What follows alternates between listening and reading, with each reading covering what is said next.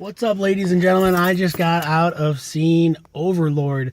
This film is directed by Jules Avery, is co-produced by J.J. Abrams, and stars Jovan Abitibly and Wyatt something or other. I can't think of it offhand. My memory is not great. But this takes place in 1944, right after D-Day. This is a war movie with a little bit of a horror twist to it. A young man is part of this battalion. He's a private in the army, and they are steadfast on being dropped from this huge, massive airplane along with an entire fleet about to go to Germany, Europe, I should say. They're about to go to France and try and go on a mission to stop this beacon that's on this tower that has commanded over a church. Well, like a lot of things, it doesn't exactly happen the way that they want. They're trying to do good things, trying to save the day, when there is a local group of SS that are trying to run amok over this town. They are private in his battalion come across some people in need, and you see the juxtaposition that happens here. I don't want to spoil too much of this movie. I've seen the preview like one time. I didn't really know what to go and expect going into this movie. I knew that J.J. Abrams produced it, and there was some rumblings that this is a Cloverfield sequel, or it's in the universe, so I don't want to like throw you for a loop or any of that. But what I will say is that this is a World War II movie with horror elements in it, and there are some really phenomenal sequences in this movie. So just on the war film spectrum, this is really, really good. One of the most compelling airplane sequences I've ever seen in a film is in this movie. It was beautifully, masterfully done. It was unnerving. It was just, it was very, made me want to throw up.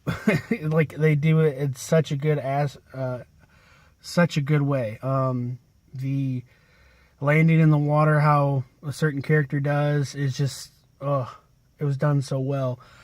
There are sequences, there are some characters in this movie that are bad guys that are just insanely well made. I guess that there are several components in this that are practical effects. Practical, in my opinion, just looks better in general. We are laden with CGI galore, and while I appreciate the efforts that you can make with CG, like making, like, for example, Iron Man, Tony Stark, Robert Downey Jr. look younger, it is very refreshing to see some practical effects, and there are definitely some practical effects in this movie that look phenomenal. The acting's really, really good. Jovan Abitibly was in Fences, which he gave a stellar performance in that, and he's just incredible in this. I don't know all the actors' name. This is definitely I would say a smaller budget film in comparison to like a Transformers 8 or whatever, but it is just a fun thrill ride. It's World War II. It's beating Nazis. It's helping good people. And they just happen to sprinkle in some horrifically awesome horror elements to it, and I dug it. It's everything I want in a movie. It's a horror movie that kills Nazis. Like, it's awesome. So there's some good fight sequences. There's some shocking moments in there. They do use a little bit of shock value in here, but it is not overwhelming. It is not to the point where you're just like, oh God, by any means. Dunkirk is the movie that I wanted to kind of compare the opening sequence to. There's a scene in the middle of Dunkirk with the boat that is just made me get seasick, and I know I'm in a movie theater. That it reminded me of that, like it was that effective, and that's a good thing. It's emotional, it's evocative, it gets you into the film. So big thumbs up for this movie.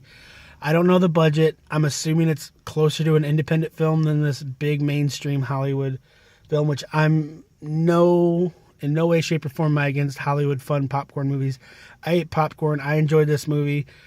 I give it a big thumbs up. I think it's worth checking out. It's like an hour and a half. It's just fun. And you get some really, really good, impressive gore. And the gore, the merrier. Let me know what you guys think. Leave a comment. Please subscribe to my YouTube channel, which is London Hawthorne. And let's talk movies. I love talking about movies, so leave a comment and let's talk.